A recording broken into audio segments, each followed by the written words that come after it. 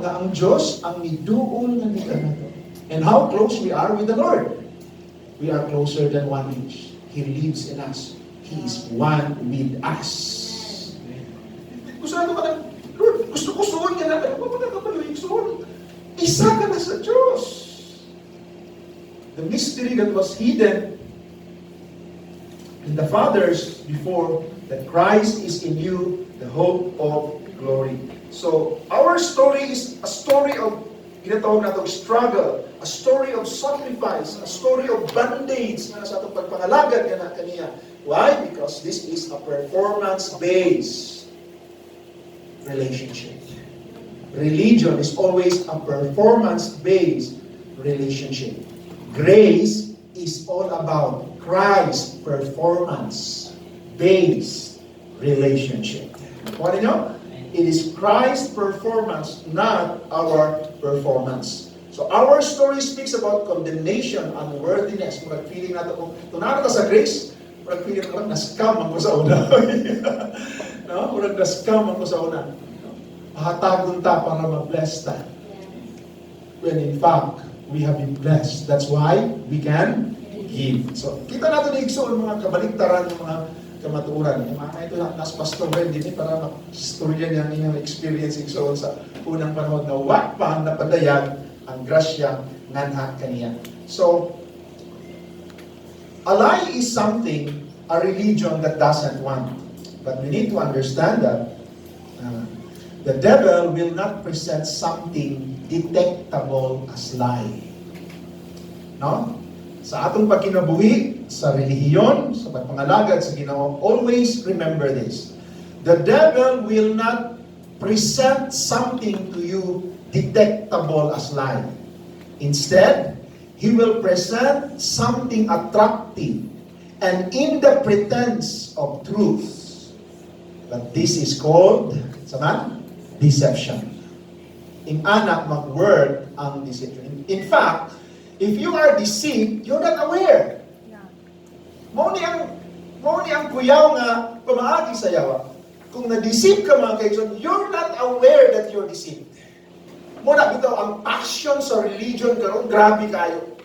Because all the while we thought it's the truth. Mao ni ang kamatuoran, mao ni ang gidawat sa Ginoo, mao ni ang tama and everything. But even from the very beginning, kay baluta sa pamaagi sa yawa mga kaibigan, he will present lie, attractive, and in the pretense of truth. Unsa may goal gidi ay meaning ato ang subject nga freedom in Christ. Mao ni atong goal so. Before ang imong Christianity mura ka gibumbahan sa Israel, no? Murag way kanipay, buka, murag sadsad ang imong tiil. Di ka ganahan mo simba, pero mo simba na lang ka, naman kay hadlok ka may impyerno, hadlok ka ni Malason sa imong trabaho, no? Murag ingana, no? And then, once you receive the freedom and expose the deception of the devil, ang mahitabo igsoon is what we call freedom. Kita niyo igsoon, murag lami ang pagkinabuhi, lami ang pagpangalagad sa atong bukid na Diyos. So, what are the process involved in our quest for freedom? So, maghimo tag simple igsoon na pamaagi sa ato ang subject aron makamput nato ang ato ang goal, no? So mao ni ang ato ang process na ato ang pag-aagihan. This subject, no, when I received it from the Lord, this is a work in progress, no? Pero maghimo ta og ginatawag nato pamaagi aron ma-trace nato kung achievable ba ang ato ang goal sa matag usa, no?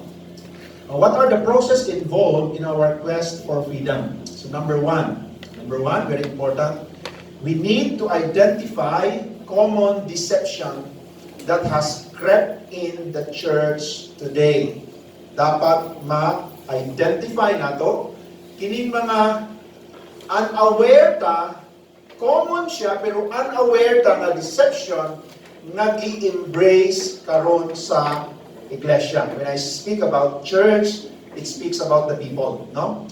So, kini nga mga common deceptions mahimo na ni siya ginatawag nga deep-seated belief sa matag usa nga mga Kristohanon. Na gani usahay na dinili mo sila matandog.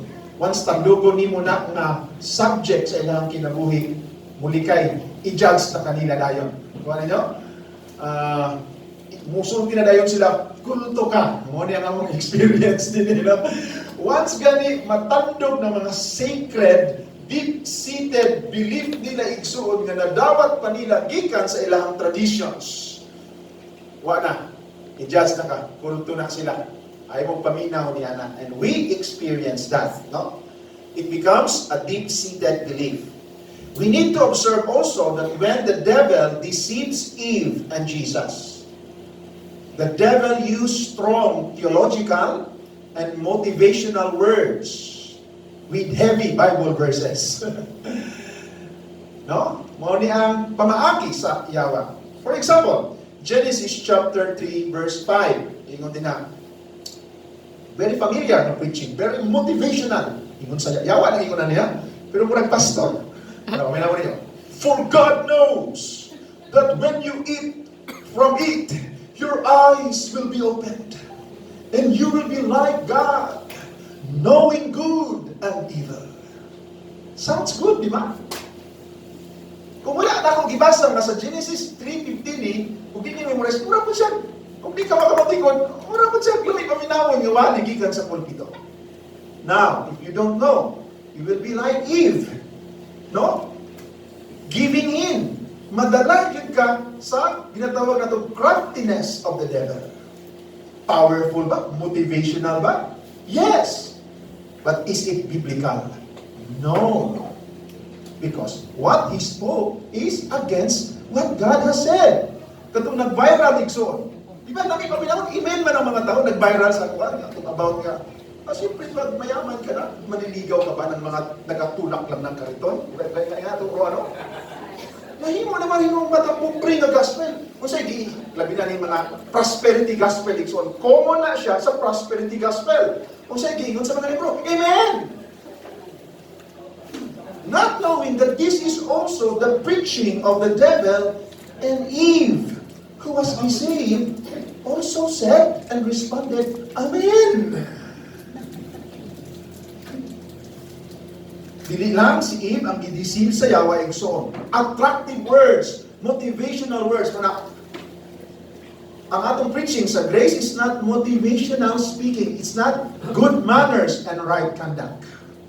Tungod kay ang atong purpose igsoon, ang purpose sa grace, ang panibisya kimi, is not to make bad people good.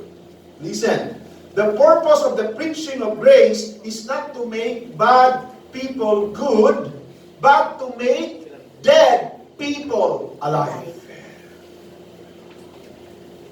That's great difference.